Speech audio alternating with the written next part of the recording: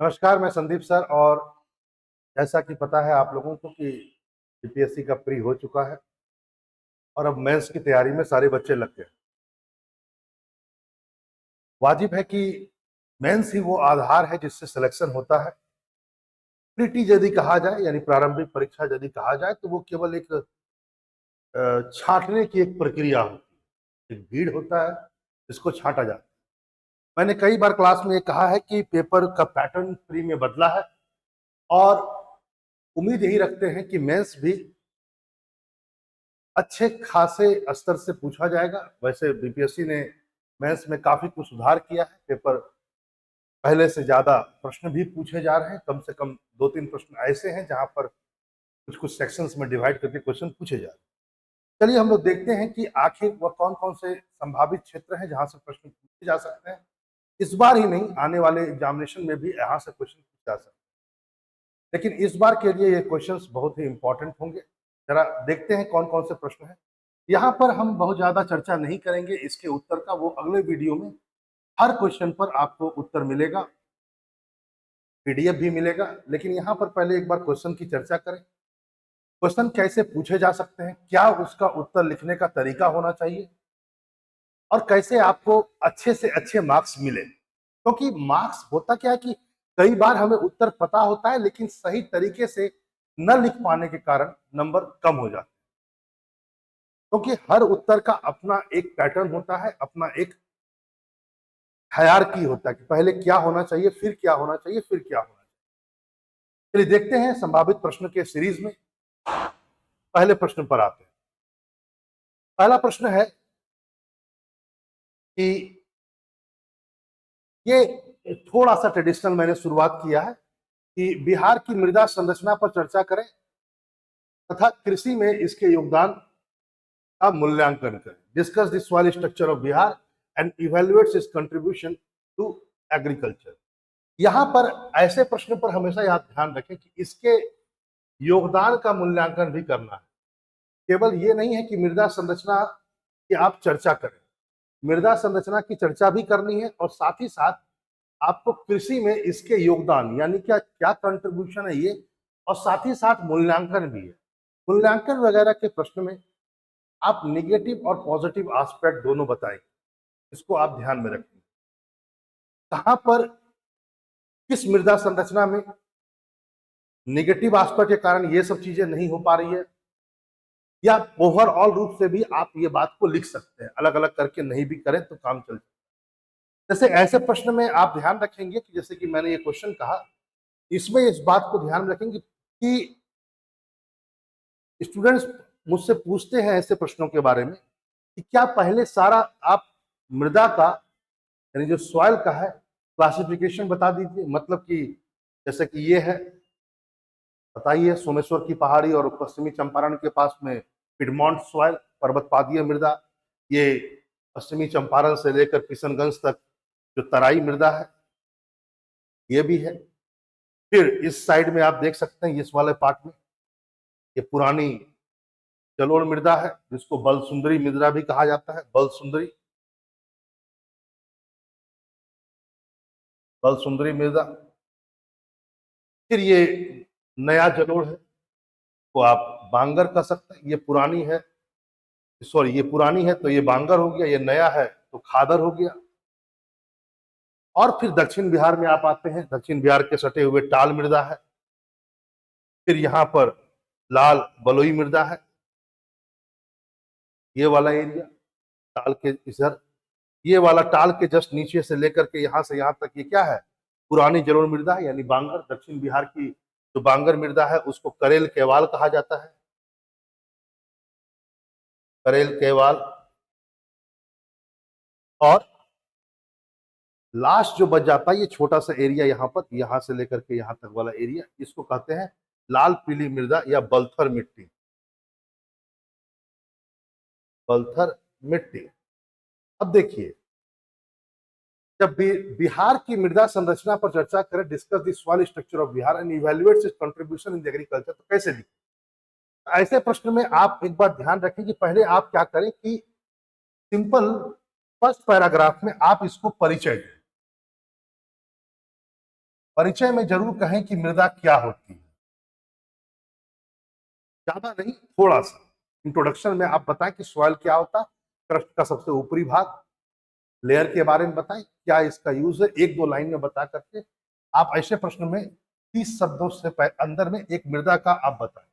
और इसी परिचय का सेकेंड भाग यानी इसी पार्ट का, यदि मैं आपसे कहूं इस पार्ट का फर्स्ट भाग यानी इंट्रोडक्शन का फर्स्ट भाग में आप सॉइल बताइए, और सेकेंड पार्ट में इसी को बताइए कि बिहार में कौन कौन से सॉइल आता है। केवल आपको लिखना है, यहां पर आप डिस्कस नहीं कर सकते। यानी आप सिंपल बताएं कि उत्तर बिहार यानी नॉर्थ बिहार में कौन कौन से सॉइल होते हैं, पाए जाते हैं, एंड साउथ बिहार में कौन कौन से सॉइल है। आप बाकायदा जान रहे हैं साउथ बिहार में कौन कौन से। साउथ बिहार में हो गया आपका बलथर मिट्टी जिसको लाल पीली मिट्टी कहा जाता है, पुरानी जलोढ़ मृदा जिसको करेल केवाल कहा जाता है, लाल बलुई मिट्टी, और नीचे में गंगा नदी से सटा हुआ 7 से 8 किलोमीटर के एरिया में टाल मृदा। ये और फिर आप नॉर्थ बिहार का भी बारे में एक तरह से यदि मैं कहूं तो आप केवल और केवल यहां पर आप फिगर बना करके छोड़ सकते हैं।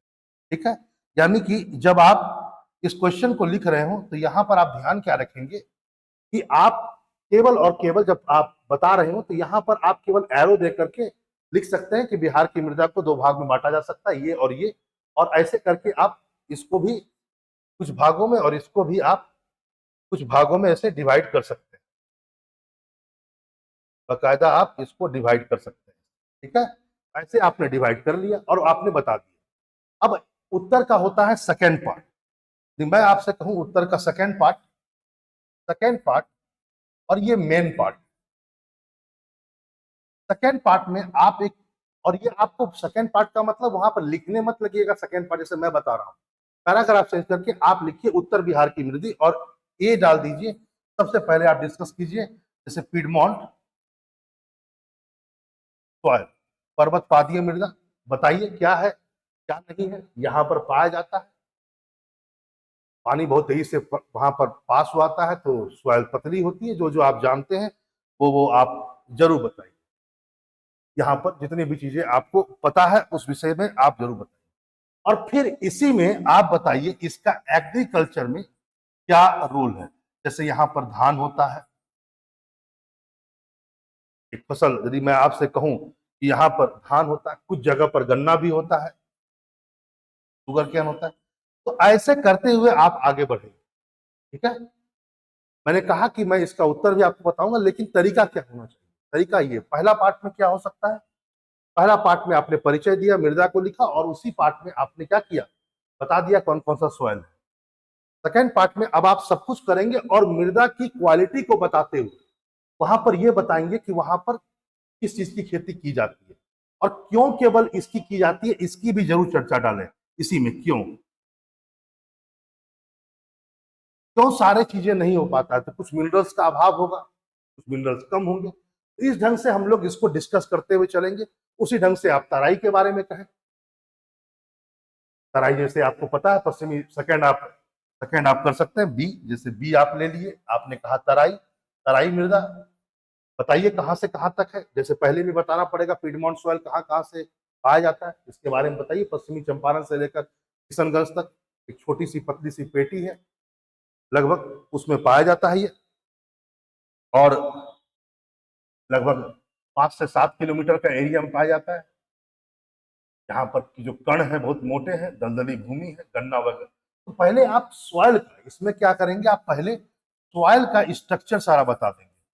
सॉइल का स्ट्रक्चर, इसमें कौन कौन से खनिज हैं ये बताइए, क्या विशेषता है यह बताइए, और उसके बाद यह बताइए किसी कार्य में क्या है। जैसे गन्ना होगा, जूट होगा, ये सब बताइए, इस सब क्षेत्र में होता है। धान भी होता है, बताइए। उसी ढंग से आप बांगर को बताइए, जिसको आप बलसुंदरी मिट्टी कहते हैं यहाँ का, खादर को बताइए। उसी ढंग से फिर दक्षिण आप, फिर सर जब ये हो जाएगा उत्तर बिहार, तो फिर आप दक्षिण बिहार में आइए। और यहाँ पर थर्ड पार्ट में आप दक्षिण बिहार कर दीजिए। दक्षिण बिहार की मृदा लिखिए, सबसे पहले टाल, टाल मृदा कहिए, कहिए कि ये क्या कहता है, एकदम गंगा नदी के दक्षिण में पूरा का पूरा पश्चिम से लेकर पूर्व तक है, वहां से वहां तक पूरा का पूरा क्षेत्र में फैला हुआ है। पतली सी रेखा में यहाँ पानी हमेशा जमाव रहता है, जल सोखने की इसकी क्षमता बहुत ज्यादा है, क्योंकि पानी का जमाव, बाढ़ के कारण पानी का जमाव होने के कारण क्या होता है, हमेशा खेती नहीं हो सकती। कुछ कुछ बातें कहना पड़ेगा, क्या क्या मिनरल्स पॉजिटिव है उसको बताइए, कौन से निगेटिव है उसको बताइए, और उसके बाद बताइए किसके लिए फेमस है। जैसे दाल वगैरह के लिए, पल्सेस वगैरह के लिए बहुत फेमस है। उसी ढंग से आप सबको डिसाइड करेंगे और तब आपको जाकर ये हो पाएगा कि इसका योगदान का मूल्यांकन। मूल्यांकन जब आप करें तो जरूर मूल्यांकन, जब योगदान का मूल्यांकन होगा तो इसके बाद इसका वाजिब है कि ए बी सी डी करके 4 पार्ट बनेगा, और जब आप इसका 4th पार्ट भी जरूर बनाएं, और 4th पार्ट में निष्कर्ष। निष्कर्ष एक सामूहिक रूप से दें, और वो निष्कर्ष मूल्यांकन में दिखना चाहिए कि बिहार के सॉइल में क्या है, विविधता है, कहीं पर कुछ चीज की प्रधानता है, कहीं पर कुछ चीज की प्रधानता है, कहीं पर बाढ़ के आने से क्या होता है, केवल एक फसल हो पाता है, बाढ़ के आने से नाइट्रोजन वगैरह की कमी भी होती है, तो क्या होता है, इनपुट बढ़ जाता है। क्योंकि देखिए आपको पता है इस क्षेत्र में नाइट्रोजन की बहुत कमी पाई जाती है, ह्यूमस की कमी पाई जाती है, तो वाजिब है कि यहाँ पर आप क्या करते होंगे, यूरिया का प्रयोग ज्यादा करते हैं, तो फार्मर्स का क्या हो जाएगा, फार्मर्स का इनपुट बढ़ जाता है। तो निष्कर्ष में ये सब चीजें जरूर लिखी। बिहार का क्षेत्र उपजाऊ होने के साथ साथ, कई प्रकार की मृदा होने के साथ साथ क्या है, कई प्रकार की समस्याएं हैं जिससे इनपुट कॉस्ट बढ़ता है। तो इसमें आप कुछ कुछ एग्जांपल दें, जैसे यहाँ पर की जमीन क्या है, उपजाऊ नहीं है, यहाँ पर भी इनपुट कॉस्ट बढ़ रहा है। यहाँ पर नाइट्रोजन तो सही है लेकिन फास्फोरस नहीं है। थोड़ा बहुत करते हुए एक बैलेंस बनाते हुए निष्कर्ष लिखिए, और ये निष्कर्ष जो होगा ये थोड़ा बड़ा होगा, कम से कम इसको आप 50 से 60 शब्दों तक ले जाइए, ठीक है। पूरा क्वेश्चन मान के चलते 600 वर्ड में आपको लिखना होगा, 650 वर्ड में, इसको ध्यान में रखेंगे। और इसमें से मेन पार्ट जो होगा वो मैंने बता दिया, सेकेंड एंड थर्ड पार्ट, लेकिन 4th पार्ट भी इंपॉर्टेंट है, निष्कर्ष, क्योंकि निष्कर्ष में मूल्यांकन जो होगा वो दिखना चाहिए आप, क्योंकि हर जगह आपने योगदान तो बता दिया कृषि में कि वहां पर ये होता है, वहां पर ये होता है, वहां पर ये होता है, फिर मूल्यांकन कैसे हुआ। मूल्यांकन में निष्कर्ष के साथ ही मूल्यांकन भी रहना चाहिए, और लास्ट में आप पॉजिटिव नोट्स के साथ खत्म कर सकते हैं। चलिए अगले प्रश्न पर आते हैं, देखते हैं और कौन से प्रश्न है जो बहुत ही इंपॉर्टेंट है और आने की संभावना। अगला क्वेश्चन है, बिहार में स्मार्ट सिटी प्रोजेक्ट की चर्चा करें। करें हैं, करो नहीं करें, तथा कैसे यह विकास के लिए नया इंजन प्रदान करेगा, यानी विकास को एक नया इंजन देगा कैसे। स्मार्ट सिटी प्रोग्राम आपको पता है, स्मार्ट सिटी लगभग 2015-16 में आया था, यह बजट में बोला गया था स्मार्ट सिटी प्रोग्राम। और बिहार में पटना, भागलपुर, बिहार शरीफ और मुजफ्फरपुर, ये सब एरिया में जो है ये जगह बिहार में चयनित किए गए हैं, जहां पर क्या है, स्मार्ट सिटी बनेगा। तो सबसे पहले तो आप ऐसे क्वेश्चन में जो होता है, ऐसे प्रश्न में आप सबसे पहले आप परिचय दीजिए, यह संकल्पना कब आई थी, किस बजट में इसको कहा गया, कितने शहर है, तो लगभग 100 शहर है शामिल किया गया पूरे भारत में, केंद्र सरकार की परियोजना है। इस ढंग से आगे बढ़ते हुए 30-40 शब्दों में इसको आप लिखें। फिर आप सेकेंड पार्ट बनाएं उत्तर का, जिसमें आप ये कहेंगे बिहार में किन चीजों को चुना गया है, इन सब चीजों को चुना गया है। लेकिन सेकेंड पार्ट इसका इंपॉर्टेंट नहीं है, सिर्फ और सिर्फ एग्जाम्पल के साथ आप आगे बढ़ सकते हैं। तीसरा पार्ट ये इसका मेन बनेगा, मेन बॉडी, कि आखिर ये प्रोवाइड कैसे करेगा डेवलपमेंट को, एक नया इंजन कैसे देगा बिहार में। क्योंकि आपको पता है स्मार्ट सिटी को आपको समझना होगा कि स्मार्ट सिटी में आखिर क्या क्या चीज सरकार ने तय कर रखे हैं। जैसे वहां पर जल की आपूर्ति लगातार बनी रहेगी, बिजली 24x7 प्रोवाइड किया जाएगा, जो भी स्मार्ट सिटी बनेगा, चाहे पटना हो, भागलपुर हो, बिहार शरीफ हो, मुजफ्फरपुर हो। तो आप पहले क्या करें कि स्मार्ट सिटी, इसको सेकेंड पार्ट में इसको एग्जाम्पल देकर थर्ड पार्ट में बताएं कि स्मार्ट सिटी में बनने से क्या क्या चीजें हो सकती है, उसकी विशेषता क्या क्या है, क्या क्या वो कंट्रीब्यूट करता है, उस सारी बातों को आप कहें। जैसे वहां पर सीवेज की समस्या जो होगा वो अच्छा सीवेज लगाया जाएगा, ठोस जो सॉलिड जो वेस्टेज है उसका मैनेजमेंट होगा, ठोस अपशिष्टों का प्रबंधन की व्यवस्था की जाएगी शहरों में, ये बात किया जाएगा। किफायती दर में मतलब कि कम कॉस्ट में लोगों को सभी को शेल्टर यानी कि हाउसेस प्रोवाइड किए जाएंगे, सुशासन होगा, ई गवर्नेंस होगा, पर्यावरण पर ध्यान दिया जाएगा, वृक्षारोपण होगा, सतत विकास की बातें होंगी, स्वास्थ्य और शिक्षा पर जोर दिया जाएगा, और जितनी भी चीजें आप इनमें इनपुट कर सकते हैं जो आपको पता है स्मार्ट सिटी में, वो सब बातें आपको कहनी होगी। ये हो गया आपका थर्ड। अब आइए फोर्थ पार्ट। फोर्थ पार्ट में आप ये बताइए कि ये कैसे विकास करेगा, क्योंकि बहुत विद्यार्थी ये होते हैं जो बोलते हैं कि ये सब चीजें हो गया तो हमने कह दिया विकास हो गया। ऐसे नहीं होता है। अब आपको बताना पड़ेगा कि विकास का इंजन कैसे बनेगा। जैसे पटना, भागलपुर, बिहार शरीफ और ये, अब इन क्षेत्रों में यदि ये सब क्षेत्र स्मार्ट सिटी बनते हैं तो क्या होगा, इस क्षेत्र में रोजगार मिलेगा, इन्वेस्टमेंट आएगा, शासन व्यवस्था अच्छी रहेगी तो और इन्वेस्टमेंट को वो क्या करेगा, अट्रैक्ट करेगा, अनएम्प्लॉयमेंट कम होगा, फिर एजुकेशन लेवल बढ़ेगा सोसाइटी में। तो इस ढंग से आपको ये बताना पड़ेगा कि विकास में कैसे ये सहायक बनेगा। फिर ये चार क्षेत्र केवल दिख रहा है, लेकिन क्या ये अपने आसपास के जिलों को प्रभावित नहीं करेगा? बिल्कुल करेगा।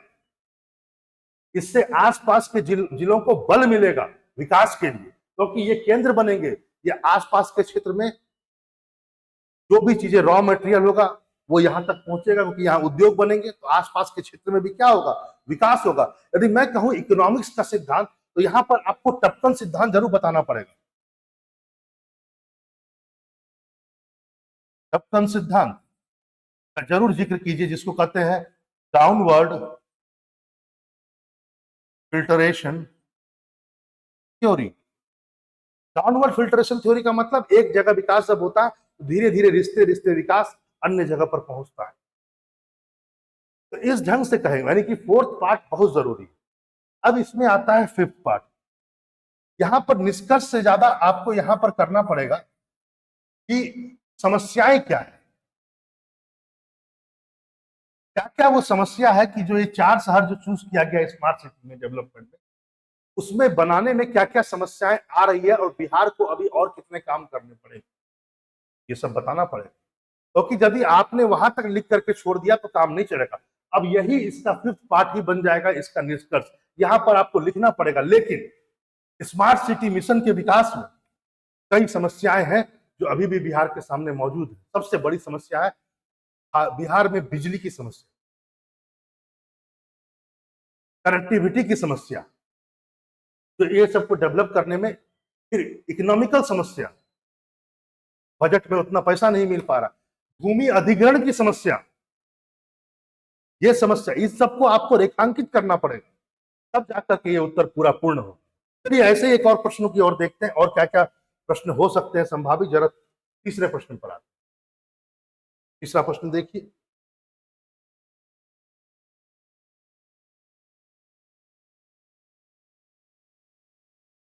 तीसरा प्रश्न है, बहुत ही अच्छा प्रश्न है।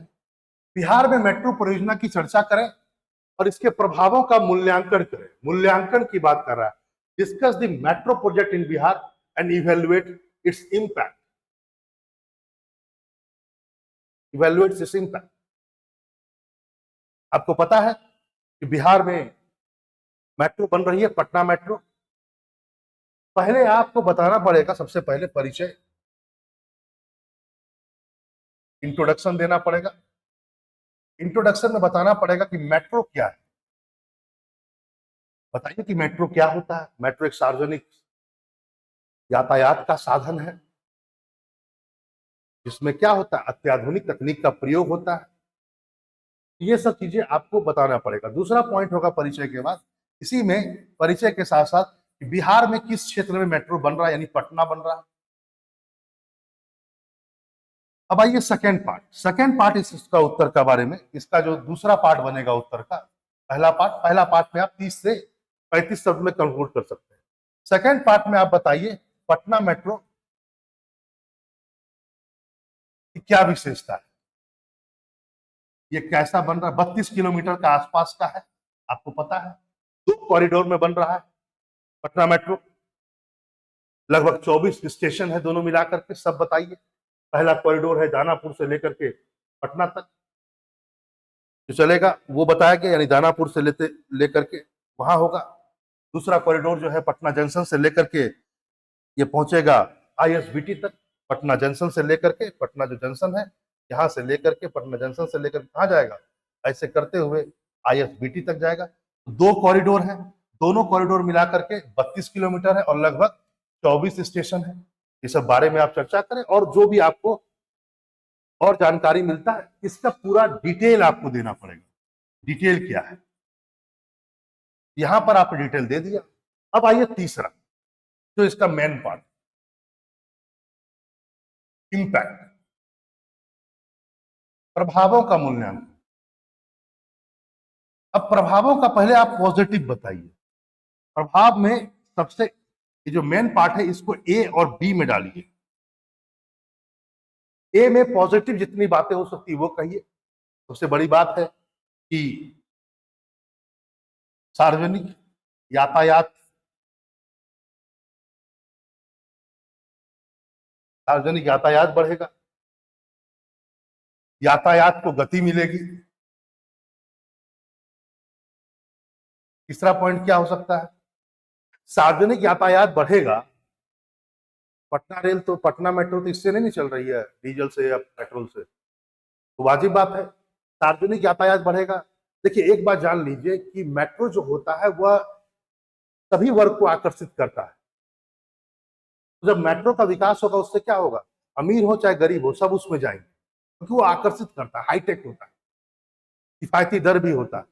दूसरा बात क्या, बचत होगा लोगों का, क्योंकि जब वो अट्रैक्ट करेगा तो लोग हो सकता है कि अपने कार को लेकर के चल जाते हैं, क्योंकि उनको भाई एसी में रहना है या कुछ बातें हैं, उनका पेट्रोल खर्च होता है। तो कहने का मतलब क्या है, इससे बचत होगा।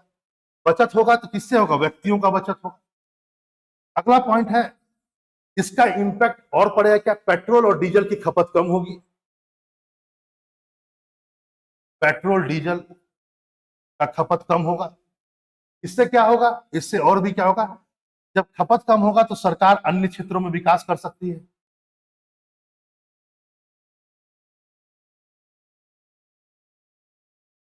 अगला पॉइंट, अगला पॉइंट यह है इससे पर्यावरण भी अच्छा होगा, क्योंकि सार्वजनिक ट्रांसपोर्ट सिस्टम जितना इनहेंस होता है उससे क्या होता है, सीधा पर्यावरण पर प्रभाव पड़ता है, तो पर्यावरण भी सुधरेगा। ग्लोबल वार्मिंग वाला बात भी आप लिख सकते हैं। आप इसमें आगे और भी डाल सकते हैं कि क्या होगा, ट्रैफिक की समस्या भी कम होगी। तो ऐसे ऐसे करके आपको पॉजिटिव डालना है, इसी में आप निगेटिव भी डालेंगे, निगेटिव इंपैक्ट, क्योंकि मूल्यांकन जब आप कर रहे हैं तो पॉजिटिव और निगेटिव दोनों डालना पड़ेगा। निगेटिव इंपैक्ट क्या पड़ सकता, निगेटिव इंपैक्ट पड़ेगा कि पेड़ों को काटना पड़ेगा,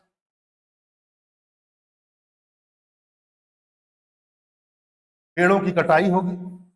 तो पेड़ों की कटाई होगी तो इससे एक तरफ इन्वायरमेंट सही भी हो सकता है, एक तरफ गलत भी हो सकता है, यानी खराब हो सकता है, आपको बताना पड़ेगा। दूसरा पॉइंट, भारी खर्चा, भारी खर्च बढ़ेगा, भारी खर्च बढ़ेगा तो कल्याण योजनाओं पर इसका इंपैक्ट पड़ सकता है।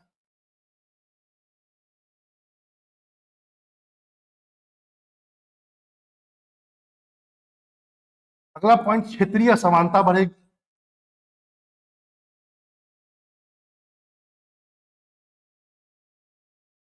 तो ऐसे ऐसे करके जो भी आपको नेगेटिव पॉइंट होगा वो भी ध्यान में रखेंगे। यानी क्यों, क्योंकि मैंने पहले कहा कि discuss the metro project in Bihar and evaluate it's impact. Impact जो भी होगा वो पॉजिटिव निगेटिव दोनों होगा भैया। चलिए अगले प्रश्न पर आते हैं।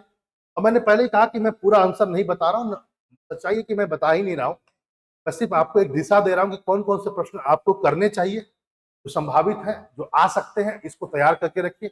इसमें हम आपकी जरूर सहायता करेंगे आने वाले क्लासेस में। मैं सारे उत्तर को डिस्कस करूंगा और यही नहीं, और भी बहुत सारे प्रश्नों को भी हम लोग डिस्कस करेंगे। आगे देखते हैं हम लोग अगला प्रश्न।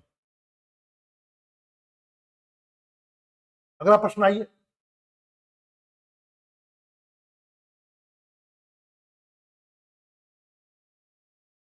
बिहार का भूगोल क्या बिहार के विकास में बाधा है? अपने विचार। Is the geography of Bihar is a hurdle in the development of Bihar? Give your opinion. क्या बिहार का ज्योग्राफी बिहार के विकास के लिए बाधा है? ऐसे प्रश्न में आप पहले बिहार का भूगोल बताइए। भूगोल का मतलब होता है बिहार कहाँ अवस्थित है, कहाँ अवस्थित है, किस ओर है।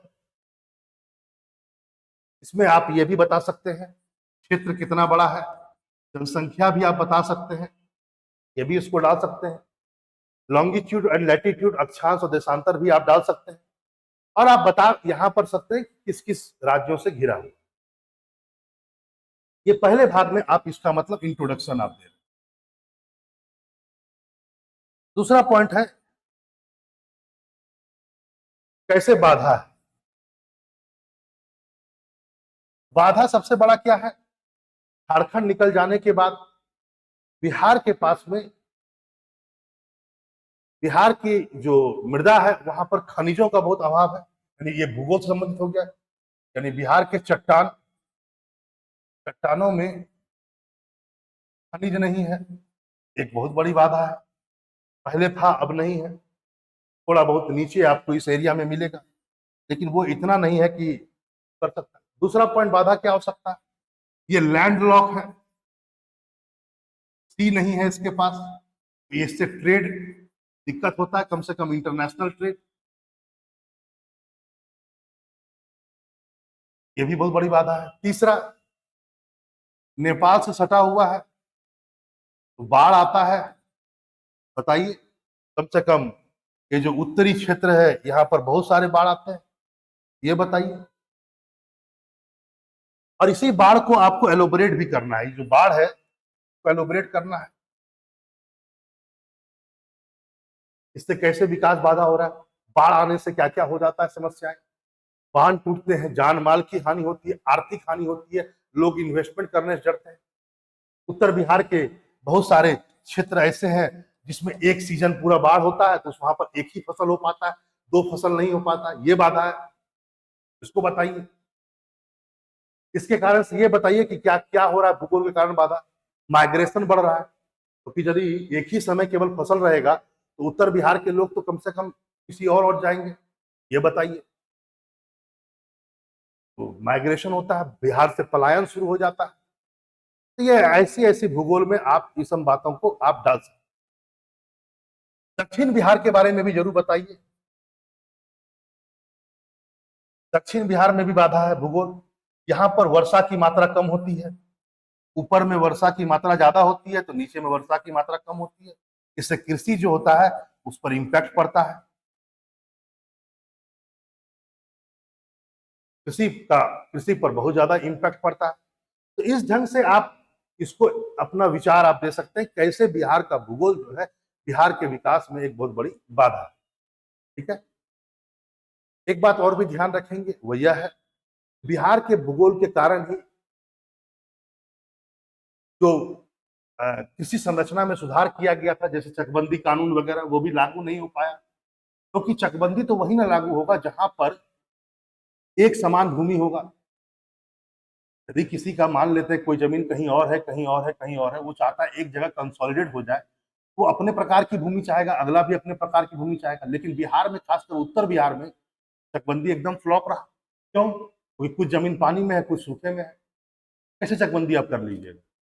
आप समझ सकते हैं बात। कोई व्यक्ति क्यों किसी और को दे देगा वो जमीन जो उसका अच्छा हो, और कोई व्यक्ति उस जमीन को क्यों लेगा उसके बदले जहां पर उसका पानी आता नहीं है या कम आता है, और उससे बोला जाए कि तुम अपने बगल का जमीन ले लो, पता लगा बगल का जमीन में पानी भरा हुआ है। क्योंकि चकबंदी बिहार का भूगोल के कारण क्या हुआ था, चकबंदी व्यवस्था बिहार में सही से लागू नहीं हो पाई। इससे भी कृषि का विकास नहीं हो पाया सही से। उद्योग वगैरह मैंने बात, उद्योग वगैरह तो आप कहिएगा ही, लेकिन कृषि पर मेन फोकस रखिएगा। लेकिन आपको इसको कट भी करना पड़ेगा, ये लास्ट पार्ट जो होगा इसमें आपको कट करना होगा, और कट आप निष्कर्ष में डालेंगे। निष्कर्ष में ये बताना बहुत जरूरी है आपको, केवल निगेटिव नहीं करना, यहाँ पर आपको निष्कर्ष में सब पॉजिटिव करना है कि इतना होते हुए भी विकास, बिहार के पास बहुत संभावनाएं हैं विकास की। अब वो क्या क्या बातें हैं वो आपको सब कहना पड़ेगा। तो निष्कर्ष यहाँ पर पॉजिटिव होगा, याद रखिएगा। ये नहीं कि आपने प्रूव कर दिया यहाँ तक, बाधा है और विचार दे दिया। विचार पूछा है उसने, आपका विचार पूछा है। जब आप अपना विचार देंगे तो निगेटिव और पॉजिटिव दोनों न देंगे भाई। बाधा है लेकिन केवल भूगोल मान लेंगे तो बाधा नहीं। इसराइल के पास कौन सा जमीन है खेती के लिए? अच्छा टेक्नोलॉजी के कारण ये निष्कर्ष बताइए कि जहां पर पानी नहीं है वहां पर हम इजरायली तकनीक या अन्य तकनीक के द्वारा खेती कर सकते हैं। आप ये बताइए कि ठीक है, हम क्या कहता है, हम लैंडलॉक कंट्री हैं, लैंडलॉक स्टेट है, लेकिन हल्दिया बंदरगाह का यूज हम कर सकते हैं अपने सामान को एक्सपोर्ट करने के लिए जीआई टैग के द्वारा। जैसे मखाना को जीआई टैग अभी हाल में दिया गया, और फोकस किया जाए कुछ और चीजों को आगे बढ़ाने के लिए। तो केवल ये नहीं है कि बिहार का भूगोल के कारण ही सब समस्या है, बाढ़ है तो उसके लिए तटबंधों का ज्यादा से ज्यादा अच्छा और इनहेंस करना पड़ेगा। तो यहाँ पर निष्कर्ष जो है वो पॉजिटिव होना चाहिए। चलिए अगले प्रश्न पर देखते हैं। अगला प्रश्न पर आते हैं।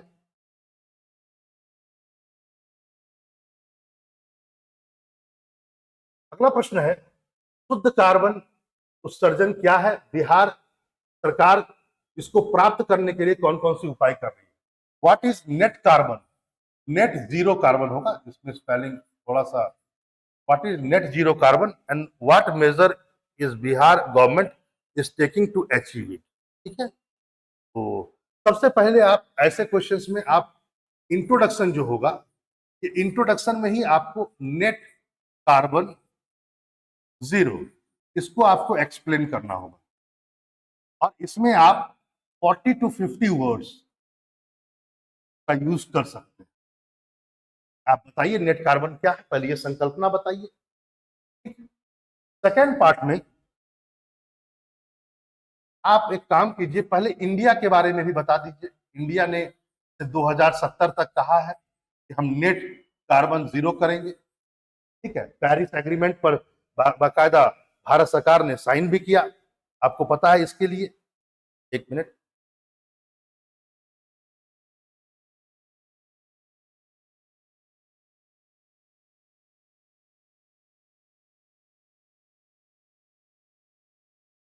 ठीक है, नेट कार्बन जीरो। फिर भारत सरकार ने यह बात भी कहा है कि 2030 तक हम लगभग 500 गीगावाट एनर्जी किससे प्राप्त करेंगे? नवीकरणीय ऊर्जा, रिन्यूएबल एनर्जी से प्राप्त करेंगे।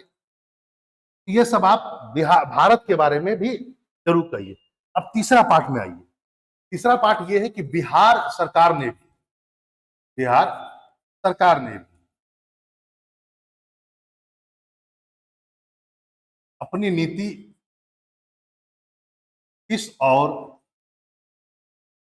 स्पष्ट की है, और बिहार सरकार के अनुसार हम लोग 2000, बिहार सरकार ने कहा हम 2040 तक नेट कार्बन जीरो करना चाहते हैं। ये बिहार सरकार का आज का स्टैंड है। तो यहां पर आपको ये करना पड़ेगा, क्योंकि पटना भी जो है वह एक प्रदूषित शहर में आ चुका है। तो समय की मांग है, बिहार कृषि प्रधान देश क्षेत्र है, तो यदि क्लाइमेट चेंज होता है तो वर्षा का प्रतिरूप बढ़ेगा, ज्यादा बाढ़ आएगी या ज्यादा सूखा आएगा, तो बिहार जैसा क्षेत्र जो एकदम कृषि बेस इकोनॉमी है वहां तो बहुत खतरा है। तो ये सब चीजों को आप कहते हुए इन सब चीजों को ये जरूर कहें कि बिहार सरकार ने नीति स्पष्ट की है। यहाँ कहा, तो क्यों पर आप जरूर ध्यान दीजिए। क्यों पर जो मैंने आपसे कहा वो है, हम लोग एग्रीकल्चर इकोनॉमी है, और ग्लोबल वार्मिंग या क्लाइमेट चेंज का सबसे ज्यादा असर बिहार पर ही पड़ेगा। आगे देखते हैं अब क्या उपाय है। ये हो गया हम लोगों का सेकेंड पार्ट। अब थर्ड पार्ट, जो होगा यानी थर्ड पैराग्राफ जो होगा, आप पार्ट मत लिखिएगा, अब इसमें उपाय लिखिए कि कौन कौन से मेजर अपनाए जाए। तो आपको अब सारे उपाय करने पड़ेंगे बिहार सरकार के द्वारा, जो बिहार सरकार कर रही है। जैसे सबसे अच्छी बात है, अभी हाल ही में बिहार सरकार कुछ महीनों में नई प्रदूषण नीति लाने वाली है। नीति अभी लाने वाली है। माना जाता है यह नीति UNEP United Nation environment program के सहयोग से बनाया रही बिहार सरकार के सहयोग से बिहार सरकार बना रही है। ये सब बताइए। और आगे ये तो आने वाला है, जो चल रहा है उस पर दीजिए। इसे देखिए, जैसे कि सोलर प्लांट्स के लिए सब्सिडी देने का विचार किया जा रहा है, सब्सिडी दिया जा रहा है। ये बताइए, बिहार सरकार सोलर के लिए सब्सिडी दे रही है। गोबर गैस के लिए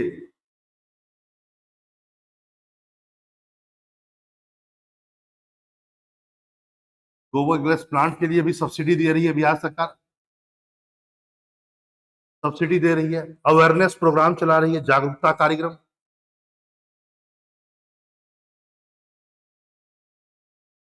भारत सरकार का भी हेल्प है, जैसे कुसुम योजना को बिहार सरकार, भारत सरकार की योजना है जिसको बिहार सरकार बहुत अच्छा से इंप्लीमेंट कर रही है। कुसुम योजना जिसके अंतर्गत है ना, जो किसानों को दिया जा रहा है बहुत सस्ते दौर पर और सब्सिडी के तौर पर वो सोलर पंप सेट। इससे क्या होगा, इससे जो पंप का यूज किया था पानी निकालने के लिए में सोलर एनर्जी का यूज होगा। इससे भी क्या होगा, ग्लोबल वार्मिंग कम होगी या कार्बन जीरो तक हम पहुंच सकते हैं। जितने भी आप चीजें हैं उसको आप लिख सकते हैं। बिहार सरकार वृक्षारोपण कार्यक्रम चला रही है, उसको बताइए। हरियाली प्रोग्राम चल रहा है, इस बाकायदा स्लोगन था बिहार सरकार का, उसको बताइए। ठीक है, ये सब चीजें आप इसमें बता सकते हैं क्या क्या उपाय। और इसके बाद एक निष्कर्ष जरूर दीजिए, इससे क्या होगा। ये बातें यहां पर जरूर होने चाहिए, इससे क्या क्या हो सकता है। कार्बन न्यूट्रल होगा तो उससे क्या होगा, ये जरूर दीजिए। इससे स्वास्थ्य पर खर्च कमेगा, स्वास्थ्य पर कम खर्च कमेगा तो बचत बढ़ेगा, इसका व्यक्तियों का, सरकार का भी, है ना। शिक्षा बढ़ेगी, यदि बचत होगा तो शिक्षा पर खर्च होगा तो लोगों का एजुकेशन स्तर बढ़ेगा। ठीक है, ड्रिंकिंग वाटर सबको अच्छा मिलेगा।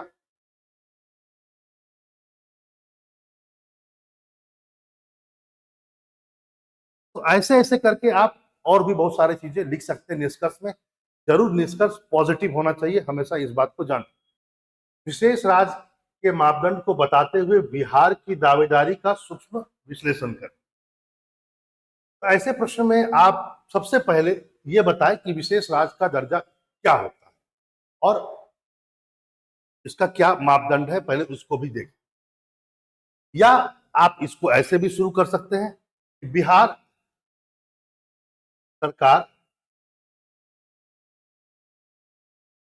पहले ये बताए कि लगातार विशेष राज्य का दर्जा की मांग कर रही है और यह इसलिए मांग की जा रही है क्योंकि बिहार जो है उससे एक बहुत बड़ा क्षेत्र ले लिया गया और साथ ही उत्तर बिहार जो है वह बाढ़ पीड़ित क्षेत्र में माना जाता है। इस ढंग से आप शुरुआत करते हुए एक तरह से परिचय दें, हल्के शब्द में देंगे क्योंकि तो यहाँ पर ही दावेदारी प्रस्तुत मत कर दीजिएगा। केवल ये कहिएगा कि बिहार सरकार लगातार मांग कर रही है। क्यों कर रही है, एक लाइन में सिंपल में लिख करके चल जाए। सेकेंड पार्ट में आप वह मापदंड बताएं कि आखिर स्पेशल राज्य का दर्जा किस आधार पर दिया जाए। पहले बोला जाता है, देखिए इसमें लिखा हुआ है कि पहाड़ी इलाका होना चाहिए या दुर्गम क्षेत्र होना चाहिए, आबादी का घनत्व कम होना चाहिए, जनजातीय आबादी का प्रतिशत अधिक होना चाहिए, पड़ोसी देश से लगे हुए हों या सामरिक स्थिति उनकी होना चाहिए, आर्थिक एवं आधारभूत संरचना में पिछड़ा हुआ होना चाहिए, राज्य की आय की प्रकृति निर्धारित नहीं होनी चाहिए, कभी है कभी नहीं है, पूर्व में राष्ट्रीय विकास परिषद द्वारा निर्धारित प्रावधानों को सामरिक महत्व की अंतर्राष्ट्रीय सीमा की स्थिति जैसे पहाड़ी राज्य को विशेष श्रेणी के राज्य का दर्जा प्रदान किया जाता था।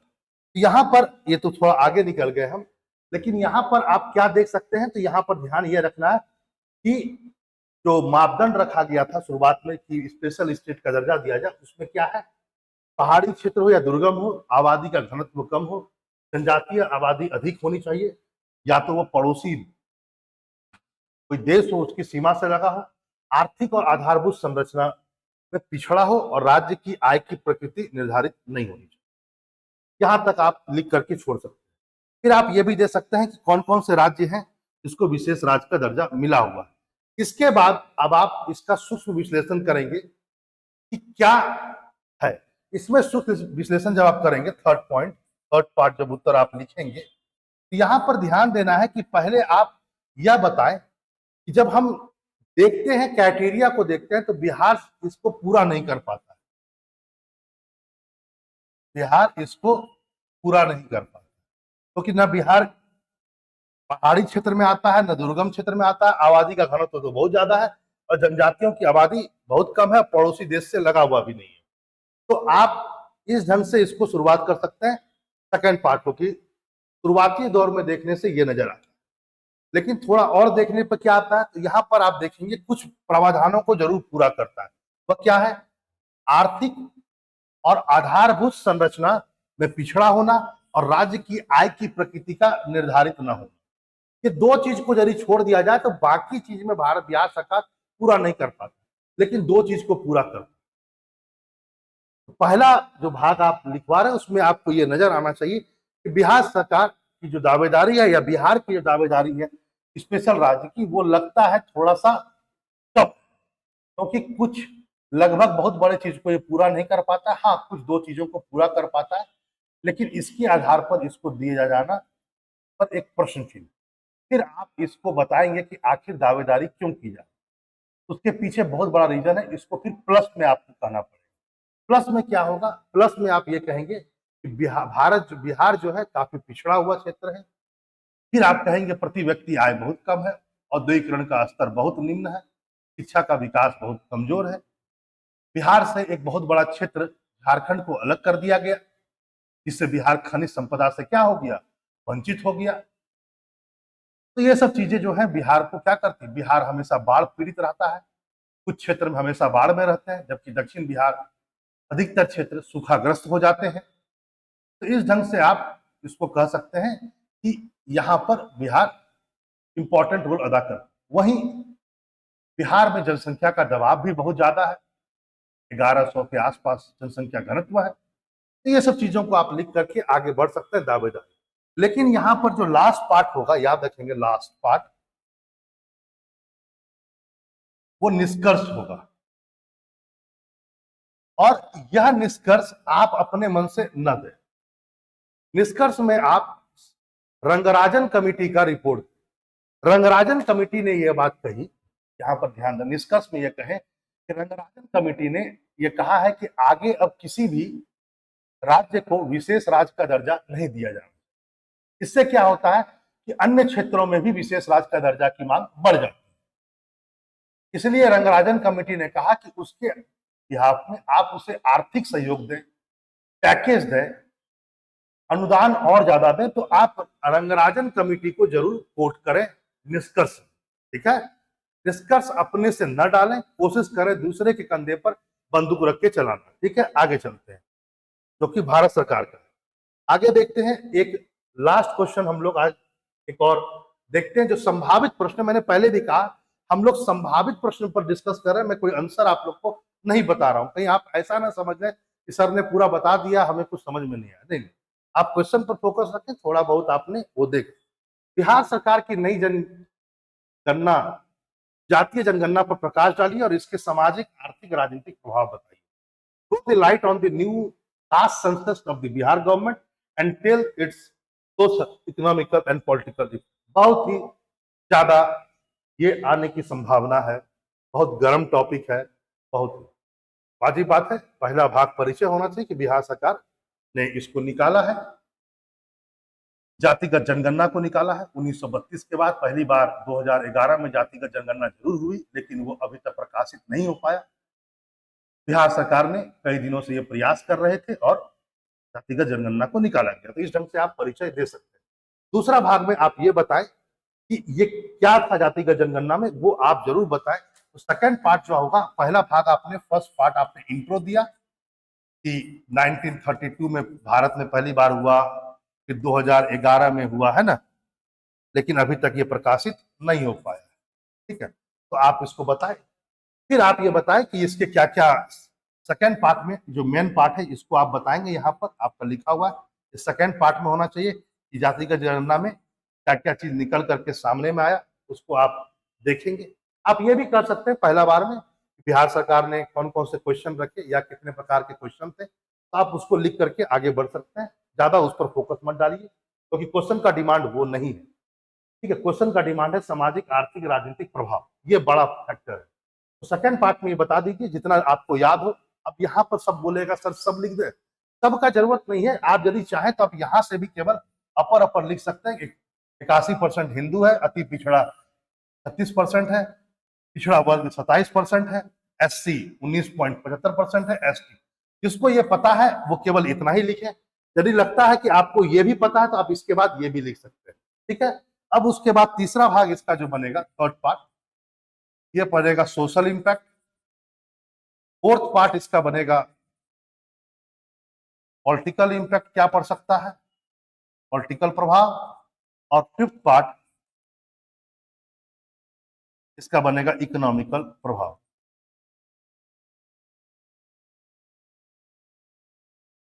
सामाजिक प्रभाव मतलब कि सामाजिक योजनाओं का सही वितरण हो सकता है, जातिगत जनगणना के आधार पर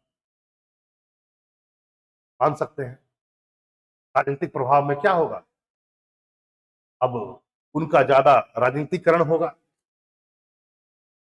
जो जातियां पीछे रह गई है समाज में वो अब आगे आएंगी, अपनी ताकत को वो समझेंगी।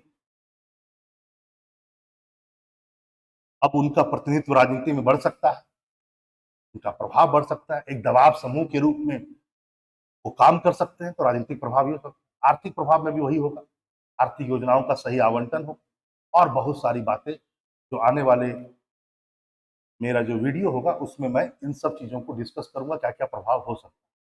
लेकिन इसके अलग अलग आप इम्पैक्ट डालेंगे, यहाँ पर आप ध्यान रखेंगे। निष्कर्ष नहीं भी डालें तो काम चल सकता है।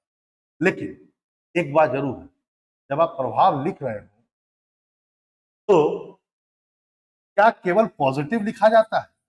याद रखें सोशल में भी आपको पॉजिटिव और निगेटिव दोनों इंपैक्ट बताने होंगे। जब भी प्रभाव आपसे पूछा जाए सामाजिक, आर्थिक और राजनीतिक, तो आप पॉजिटिव भी बताएंगे सामाजिक प्रभाव इसका क्या पॉजिटिव रहेगा और निगेटिव क्या होगा। वैसे ही यहाँ पर पॉजिटिव और निगेटिव होगा, राजनीतिक प्रभाव में भी और आर्थिक में भी इसका पॉजिटिव और निगेटिव इंपैक्ट आपको बताना होगा। चलिए आज के लिए इतना ही, फिर मिलते हैं अपने नेक्स्ट वीडियो में। नमस्कार।